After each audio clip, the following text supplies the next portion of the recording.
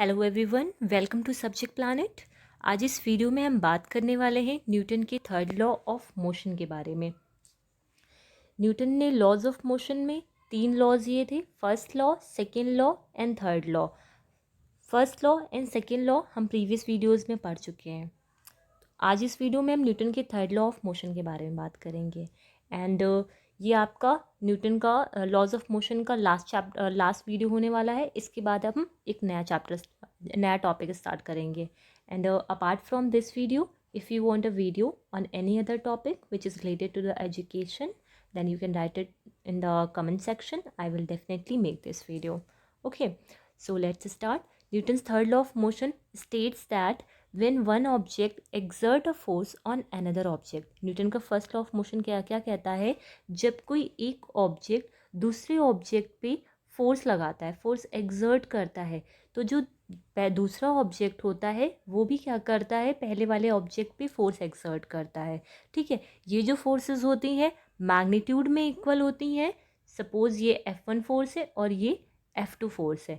ठीक है, इन दोनों फोर्सेस का जो मैग्नीट्यूड होता है वो इक्वल होता है, लेकिन जो इनका डायरेक्शन होता है वो कैसा होता है? अपोजिट होता है। ठीक है, these two forces act on the different object and never on the same object. Newton's के थर्ड लॉ ऑफ मोशन में जो फोर्सेस, ये जो पेयर ऑफ फोर्सेस लगते हैं वो हमेशा दो डिफरेंट ऑब्जेक्ट्स पे लगते हैं, कभी भी सेम ऑब्जेक्ट्स पे नहीं लगते। दोनों ही फोर्सेस का जो डायरेक्शन होता है वो अपोजिट होता है, लेकिन मैग्नीट्यूड में इक्वल होते हैं। तो न्यूटन का फर्स्ट लॉ, न्यूटन का थर्ड लॉ ऑफ मोशन है, वो क्या कहता है कि अगर पहले ऑब्जेक्ट ने दूसरे ऑब्जेक्ट पे फोर्स लगाया है तो दूसरा ऑब्जेक्ट भी क्या करेगा? पहले वाले ऑब्जेक्ट पे फोर्स लगाएगा। ये दोनों ही फोर्सेस का मैग्नीट्यूड इक्वल रहेगा, लेकिन डायरेक्शन दोनों की अपोजिट रहेगी। इन शॉर्ट हम कह सकते हैं every action to every action there is always an equal and opposite reaction. Right, जितने भी एक्शन होते हैं हमेशा उसमें इक्वल एंड अपोजिट उसका रिएक्शन मिलता है।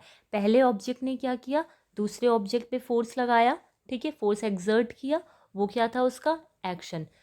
तुरंत ही दूसरे ऑब्जेक्ट ने क्या किया? पहले वाले ऑब्जेक्ट पे फोर्स एक्सर्ट किया, वो क्या था? उसका रिएक्शन था। The two opposing forces are known as the action and reaction. इसीलिए ये जो अपोजिंग फोर्सेस, जो अपोजिट फोर्सेस लग रही है, अपोजिट फोर्सेस को हम लोग अपोजिंग फोर्सेस भी बोलते हैं। ठीक है, अपोजिट डायरेक्शन में लग रही हैं, इन्हें हम लोग एक्शन भी बोलते हैं और इस एक्शन एंड रिएक्शन फोर्सेस भी बोलते हैं। इनको हम लोग कुछ एग्जाम्पल्स के थ्रू और अच्छे से समझेंगे। जो पहला एग्जाम्पल है, motion of a boat in water, जब कैसे जो मोशन होता है बोट का वाटर में, वो समझेंगे। एंड जो दूसरा है, motion of a man on the ground, कोई भी मैन है वो कैसे ग्राउंड पे आगे को चल पाता है।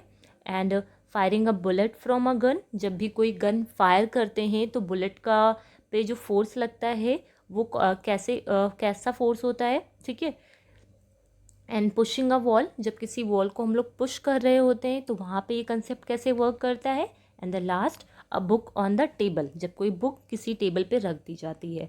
A book on the table की अगर बात करेंगे, जैसे इस फिगर में दिख रहा है एक बुक है, वो टेबल पे रखी हुई है। ठीक है, बुक का कुछ वेट रहा होगा, तो जो भी बुक का वेट रहा होगा तो बुक क्या करेगी? अपने वेट की इक्वल फोर्स लगाएगी डाउनवर्ड डायरेक्शन में।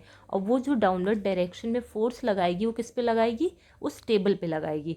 तो ये क्या होगा? उसका एक्शन, ये उसने एक्शन किया। उसी तरफ जो आपका टेबल होगा वो भी क्या करेगा? जितना फोर्स बुक ने डाउनवर्ड डायरेक्शन में लगाया, जितना फोर्स बुक ने डाउनवर्ड डायरेक्शन में लगाया, उतना ही फोर्स टेबल क्या क्या करेगी? बुक पे अपवर्ड डायरेक्शन में लगाएगी। तो यहाँ पे क्या हुआ है? दो अपोजिंग फोर्सेस आ गए। ठीक है, दोनों का ही मैग्नीट्यूड इक्वल था, लेकिन जो डायरेक्शन थी वो अपोजिट थी। तो ये क्या था? आपका न्यूटन का थर्ड लॉ ऑफ मोशन था, जिसकी वजह से जो ये बुक है वो एक बैलेंस पोजीशन पे इस टेबल पे रखी हुई है। अब दूसरे एग्जाम्पल की बात करते हैं, जिसमें एक मैन है, पहले वो रेस्ट पोजीशन पे था, फिर उसको जब आगे वो जाना चाह रहा है तो वो क्या करेगा? अपने फीट से, अपने पैरों से जो रोड होगी उसको पुश करेगा, पीछे की साइड पे वो क्या करेगा? इसको पुश करेगा।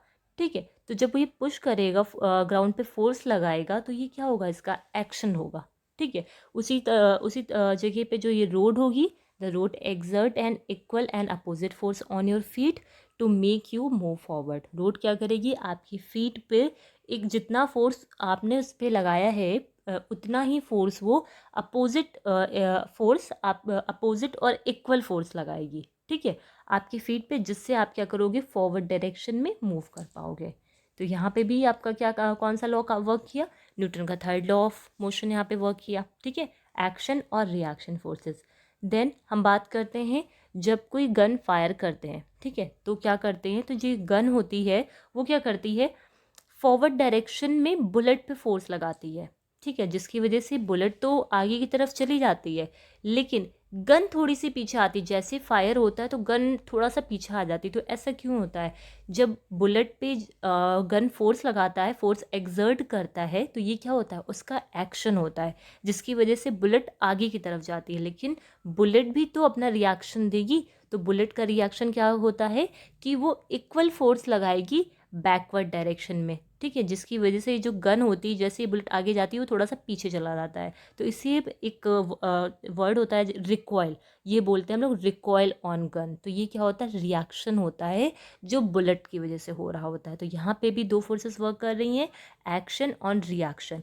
हमने इसमें क्या देखा है, पेयर है, फोर्सेस का क्या है, पेयर काम कर रहा है। न्यूटन के थर्ड लॉ ऑफ मोशन में क्या होता है, पेयर होता है फोर्सेस का, एक एक्शन होता है और एक रिएक्शन होता है। अब हम बात करते हैं, एक बोट है, ठीक है, इस फिगर में क्या दिख रहा है, बोट है, उसको हमें आगे लेके जाना है, वाटर में आगे लेके जाना है। तो ये बोटमैन क्या करेगा, अपनी ओर से वाटर में बैकवर्ड डायरेक्शन में फोर्स लगाएगा, बैकवर्ड डायरेक्शन में क्या करेगा, फोर्स लगाएगा। तो ये क्या होगा, पानी को पीछे की तरफ करेगा, तो ये क्या होगा, इसका एक्शन होगा।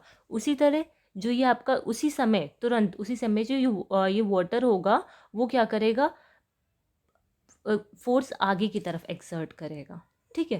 तो ये क्या होगा, उसका ये जो वाटर होगा वो आगे की तरफ फोर्स लगाएगा, ठीक है, जितना फोर्स उसको पीछे की तरफ लगा है, ये बोटमैन ने इसको लगाया है, एक्शन जो किया है, उतना ही वो फोर्स आगे की तरफ लगाएगा, जिस पे ये बोट आराम से आगे की तरफ मूव कर पाएगी।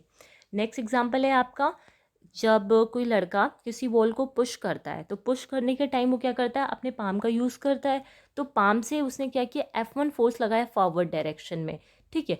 तो बॉल तो आगे की तरफ नहीं जाती है ना, लेकिन वो उसको क्या होता है, एक फोर्स फील होता है, मतलब एक्सपीरियंस्ड होता है अपने हाथों पे कि कोई हमारे अगेंस्ट में वर्क कर रहा है। तो ये जो फोर्स होती है वो क्या होता है, रिएक्शन फोर्स होती है, जो उसको फील हो रहा होता है, ठीक। तो ये भी क्या हो गए, पेयर फोर्सेस हो गए, एक्शन और रिएक्शन। तो यहाँ पे हमने बात कर ली न्यूटन के थर्ड लॉ ऑफ मोशन के बारे में, ठीक है। तो लॉज ऑफ मोशन का ये पूरा एक चैप्टर हमारा कंप्लीट हो गया। इसके बाद हम नेक्स्ट वीडियो में ग्रेविटेशन वाला चैप्टर स्टार्ट करेंगे और उस पर बात करेंगे। अगर आपको ये वीडियोस पसंद आ रही हैं या आपको ये कंटेंट समझ में आ रहे हैं, तो वीडियो को please like, share and subscribe कर दीजिएगा। ओके, सो हम लोग नेक्स्ट वीडियो में मिलते हैं। Thank you.